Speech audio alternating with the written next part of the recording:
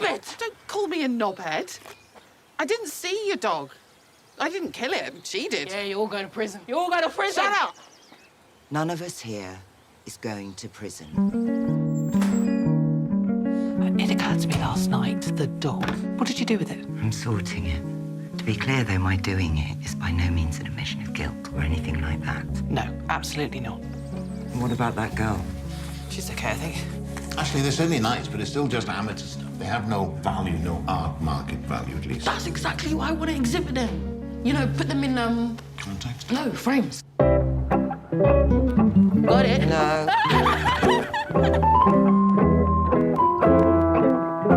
Catherine, when I say I last saw my paintings on this table yesterday, I mean it, okay? It must have been stolen. Do you want to close up? Actually, no, let's keep it open. I went to prison for a bit. Not for anything nasty, just some money laundering. How did you get involved?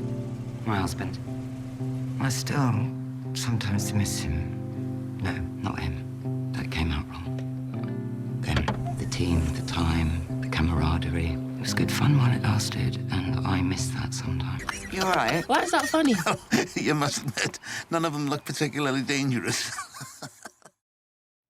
Hello, you are watching Lovett Film. My name is Jamie, and today's show is, well, it's kind of like last week's show. We're going to talk to somebody about, things about film and TV and that sort of jazz. That's what we're about, Lovett Film. Today's guest is Pascal Bergamin, and Pascal is a director. He's also a writer. He made a movie called Portraits of Dangerous Women, and it's a very feel-good movie. It's kind of indie, artsy, but has a lot of faces you'll recognize, like people who were in Game of Thrones, big sort of British and Welsh actors. It's a good film, and Pascal clearly knows what he's doing. So I really want to get into this interview, talk to Pascal, and, find out a little bit about himself and maybe learn a thing or two. So without further ado, let's get into the interview. Pascal. Hello, Jamie. Nice to meet you. Nice to meet you. Thanks so much for coming on. How are you? I'm very well. How are you? Good as well. Excited to talk to you, man. I mean, I just watched your movie, Portraits of Dangerous Women, and very, very good film. Very, very different to anything I've seen recently. I'd watch a lot of movies here with Lovett Film, and it was just everything down from the color grade to the vibe. It was just different, Well, I'm glad to hear that. In a good way, though. No, I take that as a compliment. Absolutely. It is. I do. And, that's. I mean, we didn't go out to make something different, but we were I would say we were aware that we were making something different. And some people, some audiences embrace that, and others are irritated by it. But I'm glad that you enjoyed it. I did, yeah. I mean, from every moment of it was just visually, it was really interesting to look at. I mean, before we get into talking about it, because I do have a lot of questions about the film, Absolutely. I just want to ask a bit about yourself, Pascal. Did you always want to be a director? I think I always wanted to be a filmmaker. Mm-hmm. I didn't know what the job of a director was, I think, until I went to film school. So I grew up in a small town in the southeast of Switzerland, sort of nestled between Austria and Italy, Austria in the north, Italy in the south. Okay. Very remote corner It's of such Switzerland. a beautiful place. I went. My beautiful, father-in-law lives over there. Switzerland, one of the most beautiful places I've ever been. I mean, it's just down from. I was in Zermatt. I was in Solothurn, Zurich, Basel, just around the trains, and wow, what a beautiful place to be from. I mean, I can imagine. So, what was the name of the place you were from? It's called Chur. It's spelled Chur. Right. It's a smallish town, far away from any kind of film industry as such. So for me, making films from a very young age was just grabbing a camera, friends, and whatever was available to us, and make films and then edit them tape to tape. I mean, this was sort of pre-digital in the sense, recording on VHS and editing, on VCRs. Then slowly, digital kind of creeped in or, became available to us. And then I just knew I wanted to be a filmmaker, but I didn't quite understand. Of course, I watched, there was a TV station at the time called Star TV, which they showed a lot of behind the scenes Hollywood trailers. It was mainly to promote Hollywood films. So I watched those behind the scenes, and I was aware of how films are being made in America. But that seemed so far away from us that I didn't really want to copy. I was like, well, that's how we can make the films here. And so I didn't quite understand the concept of being a director before I went. Then I applied for film school. I got in. And then, they asked me, well, what do you want to be? And I was like, I don't quite know, and sort of understood, well, the director is not necessarily the person who also operates the camera or edits the film or, who holds the boom and all these sort of things. I sort of slowly discovered that I wanted to be a director, I suppose, in, my first couple of years at film school. But to some extent, it's, what is being a director is, it's not just sitting in a chair and shouting orders to people. Mm-hmm. It's so much more. And I think, especially with digital filmmaking, becoming a thing, those days have changed. That you have to wear so many hats. I suppose you're a filmmaker yourself. So me, I just be an enthusiast. I mean, Chris, who runs the page, he makes short films, stuff like that. I'm just a massive fan. I mean, even like your film here, I love just hearing about it. It's more just about an interest in it. I've talked to many directors and actors on the show, and I mean, a question for you to be interested, similar to your last answer there, is I had a director on saying, if you're going to be a director, as you're growing up, you just always have some form of capture moments, whether it be if you're really into photography or if you're constantly taking photos, always taking videos, or like you were saying, old camcorders and stuff like that. Would you say that that's true for if you know you're a director from, say, starting from a young age, you were always taking pictures or always recording videos? Yeah, I'm not sure that's the only definition. I think you're someone who drives a project as well. So you have an idea. You're the person who goes to your friends and says, here's an idea for a film. Let's do this. Some of them might say, okay, I'd like to be in front of the camera, or maybe I help you carry the camera. But you're the driving force. And I think that never changes in a way. I would say that's probably true even for big Hollywood directors. I'm sure you've spoken to those, so I'm not sure what they answered, what their answer is. But yes, it's being a driving force behind a project. But of course, you can't do it on your own. You need a team. Sometimes that team is bigger, sometimes it's smaller. But eventually, you need people, and you need to also, I think, if you believe, because it's a long journey, making a film is a marathon, it's not a sprint.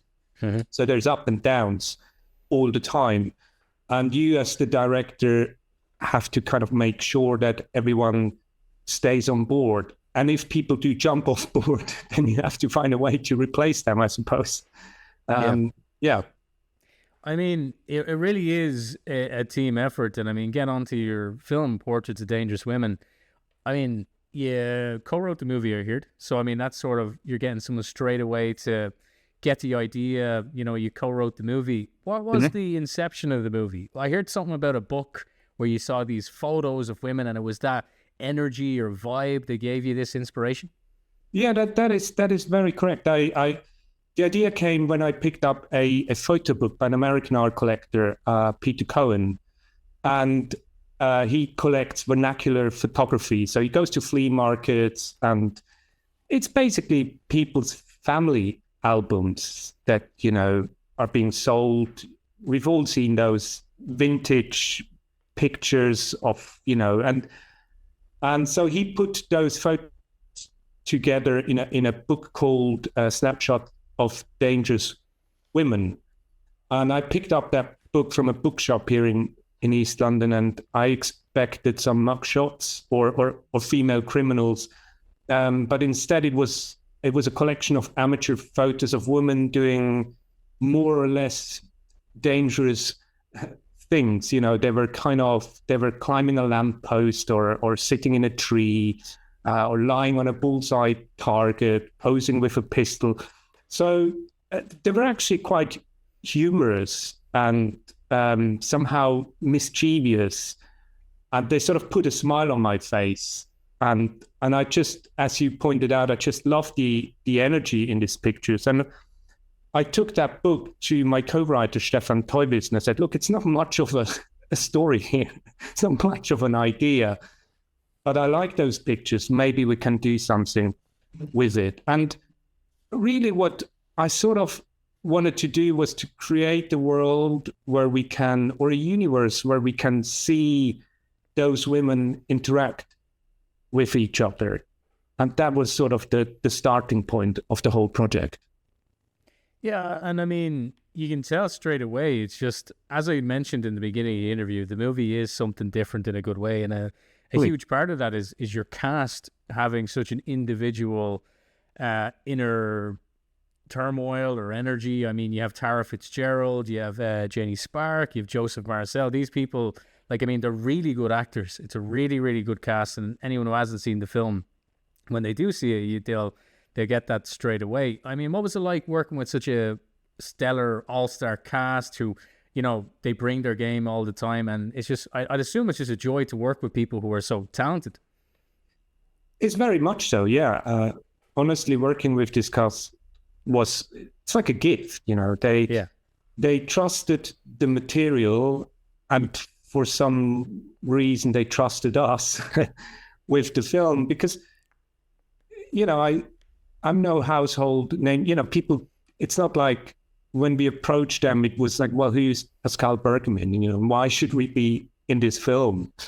And it wasn't, you know, we didn't approach them with a big, you know, it wasn't big money involved either. So there were a lot of risks, really. There was this project that intrigued them somehow, but, you know, they wanted to meet me and talk to me. But I think it was also important. We worked with Matilda James, fantastic casting director, who very experienced, and you know, she kind of installed a trust in the project and that this could work as well. And I suppose those actors also trusted her in a way. But you know, they're good actors in my opinion are usually very curious people as well, and that's what makes them great actors. And I think they were not afraid to they are not afraid to go to unknown places, and they're incredibly open, and that's a rare quality in people. But they're also quite brave. I sort of sometimes had to pinch myself, thinking, okay, they're still here. You know, day two, they're still that showing would be up. Me as well. I'd be the same. I'd be like, they haven't left you. Yeah, but it was a true joy, and I think they enjoyed themselves as well, because it was different. It was unusual to what they get offered, and yeah, I think they had a good time, and I think it shows on screen that they enjoyed themselves. Yeah, I mean, it definitely does. I mean, actors like Tara Fitzgerald, I mean, she's on huge productions like Game of Thrones. You have Mark Lewis-Jones, who I recognize straight away as from the Crown he was in, where he played a Welsh teacher, and it was just phenomenal actors there. I mean, it's I'd say it was really, really enjoyable to direct them and see them bring the material to life. Was there any preparation with yourself and them for the roles? Like, was there like lots of rehearsals, or was it just we're going to go ahead and film? No, we did 3 days of rehearsal, which, you know, it's in some ways it's not very much time, but then considering for films it's it is a lot in so many ways as well, because often they, even on big projects, there is not much time to rehearse. But I think they kind of, I've met them beforehand and we talked about their characters, and they kind of instantly understood the material. As I mentioned before, they grasped what I wanted to do with it. And then we had those 3 days where we kind of could, where we got to meet each other and, go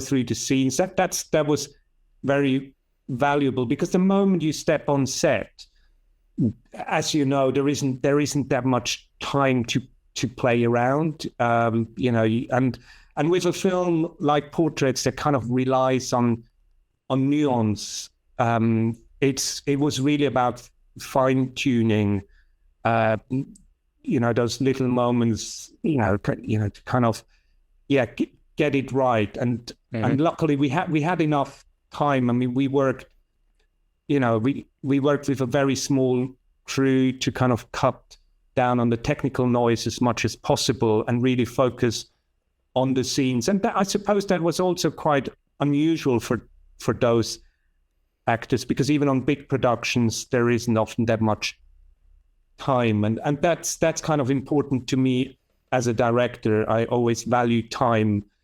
That's the most valuable currency to me, having time. And that doesn't mean that you have time to kind of fool around or, kind of go like, oh, we don't know what to do, but it's time to fine tune and get it right. Getting it right. If you're a fan of Lovett Film and you're watching us here on YouTube, please subscribe. I mean, it would really help us. I mean, if you like our stuff, we post reels all the time on Instagram, on TikTok, and please leave a review. Reviews do great for us. I mean, helps us make more of these videos. On Apple Podcast reviews, that's where the magic happens. So if you have time and want to give your thoughts, it doesn't have to be positive too. If you don't like what I'm doing, you can write that down. You can get angry. Yeah, leave a review. You can help us directly by signing up to our Patreon. The links are in the bio. I mean, hey, a little goes a long way. So if you want to do that, I really appreciate it. I mean, you mentioned it's like a marathon as well. I mean, for people who don't know what making a movie is like, what it's like being, let alone in a production, or in your case, the head of a production. I mean, was it a challenging thing to do, to make Portraits? I mean, was there times where you're like, oh my God, how am I going to get this done? I think every film is challenging, and I'm sure every filmmaker will tell you there wasn't enough time or there wasn't enough money, whether they had £100 to make a film or £100 million. But, as filmmakers, the challenge, we also thrive on those challenges, I think. And it's, in this case, I think once we had everyone together, the actual filming was quite a joyous process. We were quite lucky with the weather. I'm sure you noticed that I was thinking that too, because I was like, if this is England, I'm in Ireland, and England and Ireland, the same weather, I was like, the opening scene, I won't spoil it for anyone who hasn't seen it, but it's just so sunny, England, it's always same as Ireland. It's always grey or there's rain, but was it filmed in the summertime, or was that just, it was filmed in early summer, but it was an unusually kind of sunny summer. I suppose that's how the summers are like now these days, but sometimes I looked through the camera and I was like, is this England or is it Los Angeles? Is it? I can't tell the difference. Of course, the landscape is very, very different. But as you know, that can sometimes, having that changeable weather is, that can be quite challenging.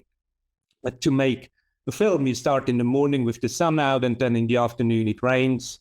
And then you have grey sky. That's incredibly challenging. So we were just lucky with having the sun out all the time. I mean, the one thing we had to be careful, we sort of had to make sure that everyone was putting on sunscreen and making sure that nobody got sunburned. That was the biggest challenge, because the English crew and the actors were not accustomed to that. So, I'd say so, yeah. I mean, Yeah. the film as well. I mean, is there for yourself, just in terms of like, not even a scene that you think is the best scene, but do you have a favorite scene from the movie that you're like, everything, that's just my favorite scene? That's a very good question, Jamie. Nobody has ever asked me that question. Seriously. I've never really thought about it. I don't think, for me,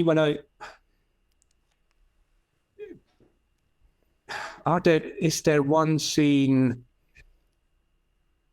I suppose to some extent it's the scene, the kind of the party scene where they all get together towards the later part of the film, that I always enjoy watching in a cinema for various reasons, because it's kind of a pivotal moment in the film, and it's, I suppose, because it's otherwise a quiet film, this is quite sort of a loud moment where people, they're dancing, and I don't want to spoil anything, but things do happen, which I always quite enjoy. And it's always quite difficult to make a party feel like a party, I suppose. That's Big time. You can tell when watching a movie or a TV show, and you're like,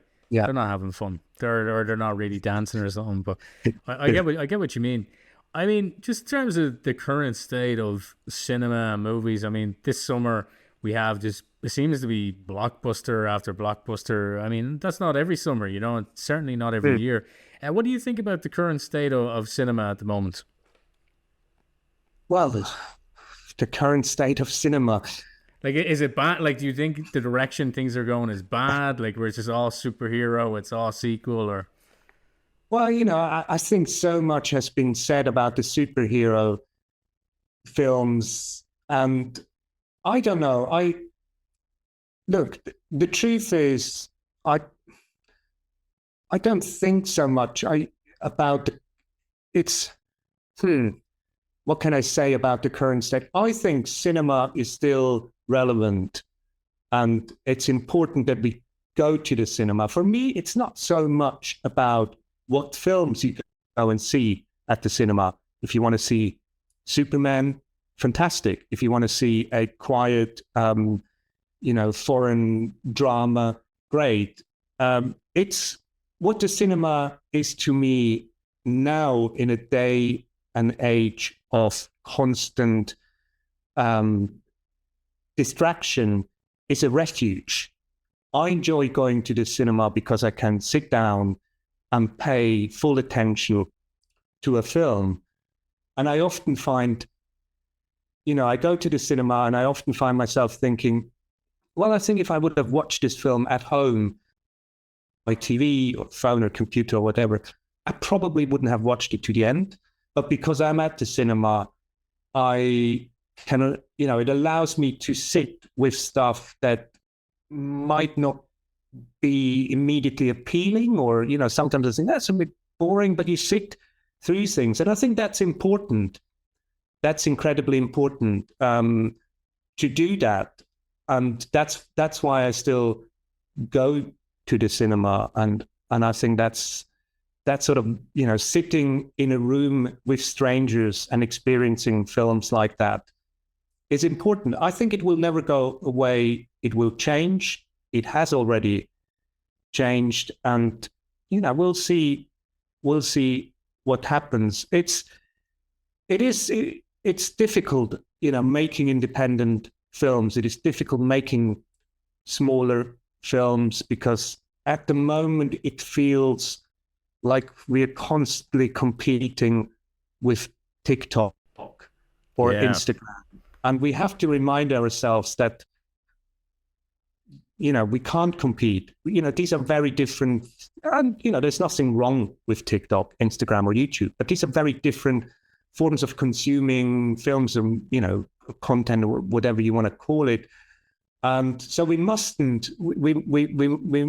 cautious not to kind of wanting to compete with these platforms, because I think films are different. It's just like, it's just like a novelist shouldn't try and compete with X or Twitter. Yeah. It's different, right? And all those platforms, they're great. But if you are a filmmaker who wants to tell a story in 90 minutes or 2 hours, then that's what you should do. And it's, the temptation to kind of constantly deliver dopamine hits to the audience is great. But we must resist. And I can feel it with myself. I'm getting more impatient. Yeah. And because everything is available to us at the press of a button. If we don't like something, there is 2,000 shows available to us on Netflix alone. And if you don't like what's on Netflix, you can switch to Amazon or Apple TV. It's an endless sea. Whereas, I was just thinking about this earlier. Remember sort of going to rent a DVD, and you would take that DVD, and it's not about being nostalgic, although I am sometimes a little bit nostalgic, but, you made a choice, you paid £6 for it, you took it home, and sometimes you watched something and you were like, what's this? You didn't quite understand what it was.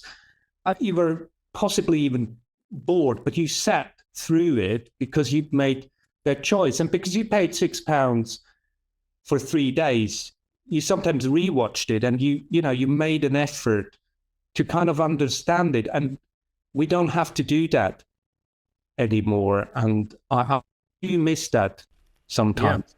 Yeah. You know what? I mean, Pascal, that's so interesting because it opens such a door of that's how people were watching so many more different films than what they're interested in. I can't think of the amount of times I've started maybe a movie or a TV show where I'm thinking, man, this isn't for me. Let's change the channel. And then when you give it a chance, you end up really liking that thing.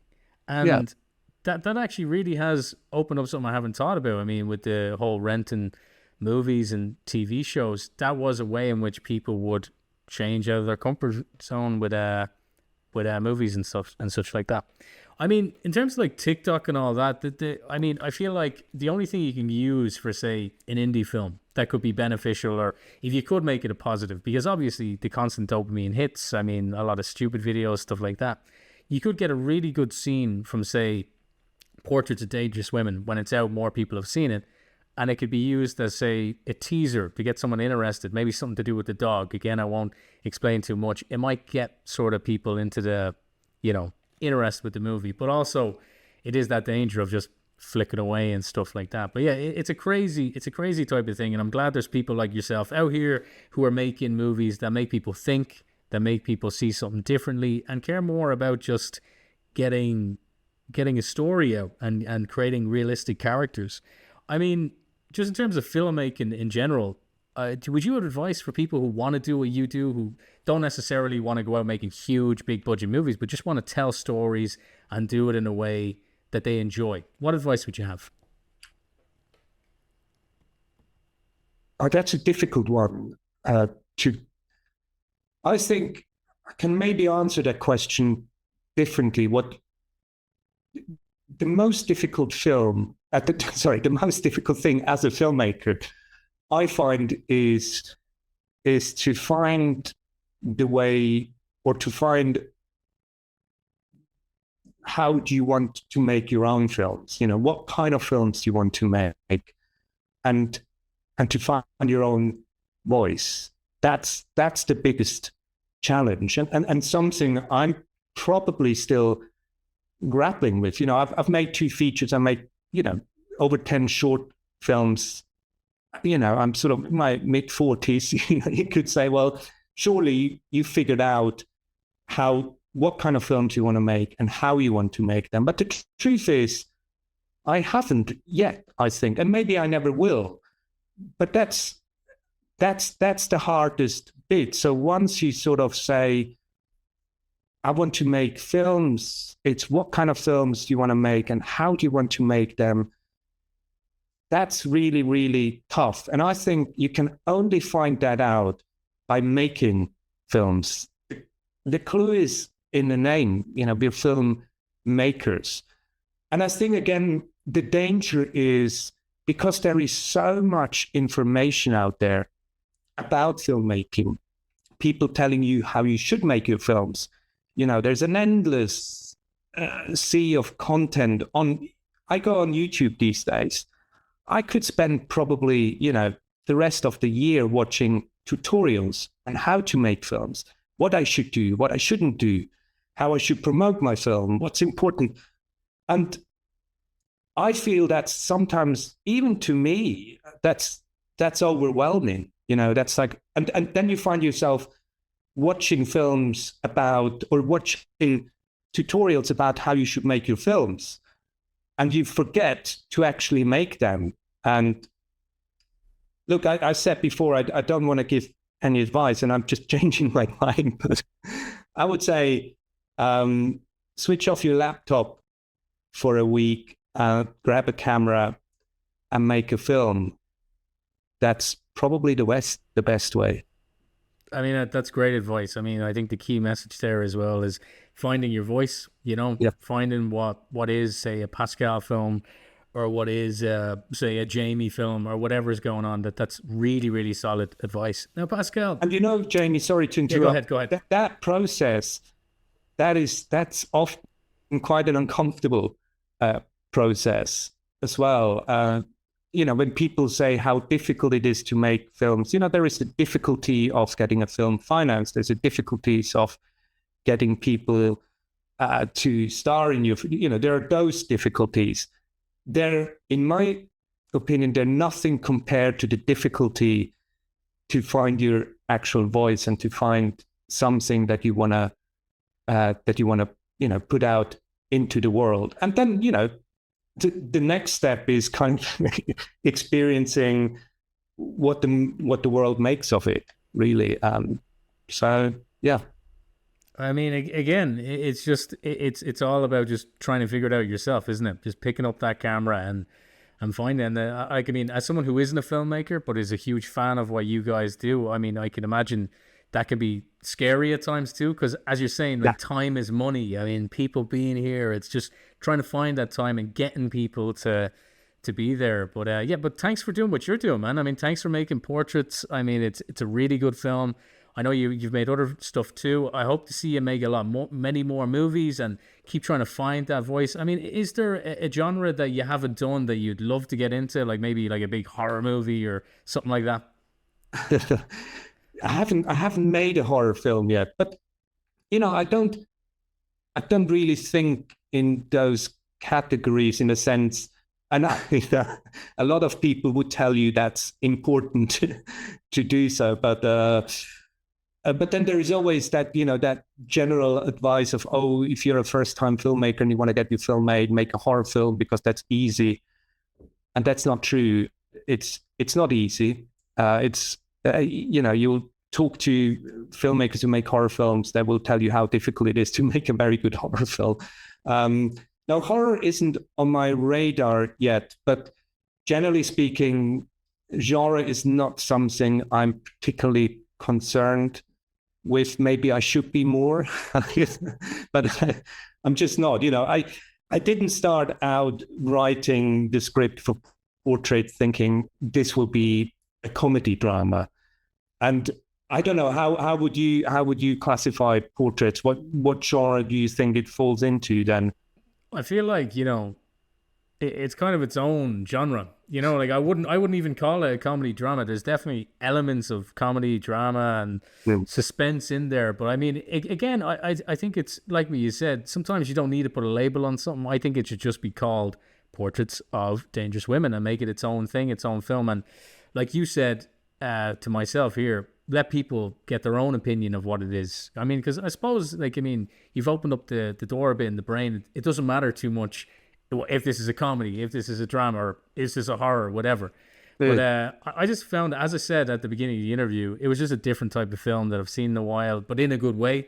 It made me think about things. It made me kind of feel at home at times too, because, growing up in Ireland, the scenery in the movie and like the classrooms and the party scene is very much similar to here. You know, a lot of it looks the same. So, yeah, I mean, thanks for making the movie, man. I mean, I want to be respectful of your time too. I mean, I could talk to you all day about this. It's interesting hearing about how you get into filmmaking, how you tackle the challenge of making a movie, getting all these actors in it, and just trying to make the best film you can. So thanks so much for coming onto the show, Pascal. I mean, I talk to you again if you have another project down the road.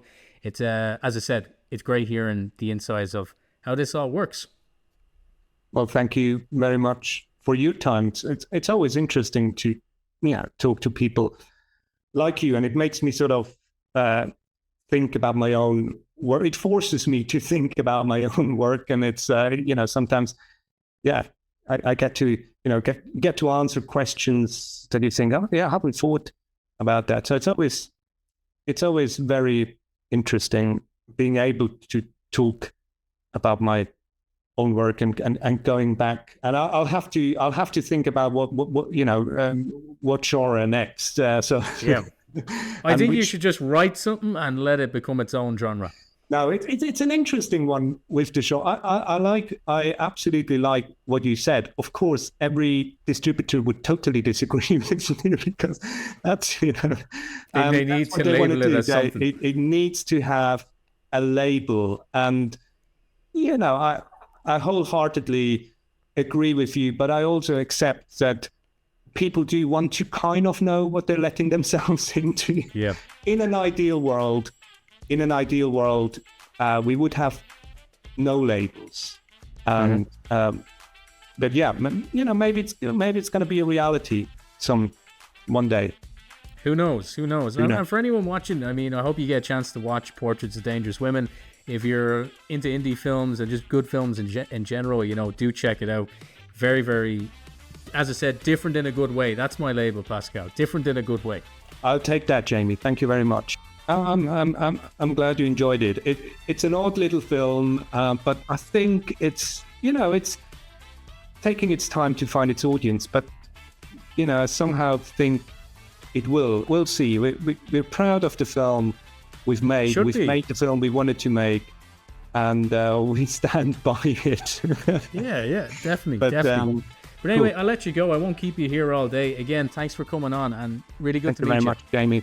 It's been a pleasure talking to you, and all the best to Ireland.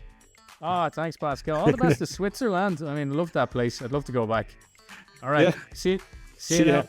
Portraits of Dangerous Women. That is a movie you got to see if you get the chance. Thanks so much to Pascal for coming on to the show today. It was great talking to you, Pascal. And, this has been a really, really interesting month for movies. I mean, I can't remember the last time where it was week after week blockbuster, I mean, you have crazy films coming out like Jurassic World Rebirth. You saw that. Right after that, we had, what came out directly after? Was it Superman? And then there was 28 years later in between that as well. And then, of course, we have Fantastic Four next week. I don't know when this will air, but for me in present day, it's next week. So it's just crazy to have, actual movies in cinema that you want to go to. I remember last summer or earlier in the year, I was just thinking to myself, there's nothing in the movies. There's nothing I want to go see. But right now, I feel like we're kind of blessed in July here. But only trouble is, all the good films are coming out now. Everything, week after week. It's like, what about the rest of the year? What's going on? Wicked, yeah, we have Wicked and... but that's it, isn't it? I mean, I can't think of anything else, which is crazy. I mean, it's like all of the movies are coming out in July, which is, I know, summertime is, a great time to bring out movies, but yeah, I can't lie, it's a little bit like, ooh, what's the rest of the year going to be like? Now, Superman, I'm not sponsored, by the way, but you can sponsor us, Warner Bros. That'd be great. I have to pick one of these up. I mean, it's one of these tumblers where you get your drink in it. I didn't ask for any drink in it or a soda or anything. I was just like, I want the cup, And this thing is just a work of art. Again, I'm not getting paid to show this off. I'm genuinely impressed, man. Like, look, they have a cape. It's made of like a rubbery material, and I don't know if you can pick this up in camera, but we have a whole raised Superman suit. And can you hear that? It's probably really annoying. If you're into ASMR, I think you'll like it. But yeah, straw. It's cool. Superman. What I think of Superman? Well, I gave like a small review on TikTok. It was really, really good. It's very James Gunn. you know, which makes sense. He did make the movie, but you know, it's one of those films where it's like it was really, really good, but is it the characters I liked and the actors and the vibe I thought was really good, or was the film itself really good? In terms of a story, I thought it was, you know, weak in places, dragged a bit, but still very, very good film. You know, it's been one hell of a summer for movies. A big thanks to all the movie studios for inviting Lovett Film to go see these premieres, you know. If you're watching this here on YouTube, thanks so much for sticking around and watching our podcasts. I've been reading all the comments, and genuinely, those comments are some of the nicest things I've ever had anyone say to me. But it's not just me, it's a village. I mean, here in Lovett Film, there's a lot of people behind the scenes to make it happen. But those comments, they mean a lot, and we have a lot of great interviews coming out. We want to keep doing this. So yeah, thanks so much for watching this video. Don't forget to like, subscribe, put on the bell notifications if you're watching here on YouTube. But anyway, thanks so much for tuning in again to Lovett Film. I've been Jamie, and I'll see you next week.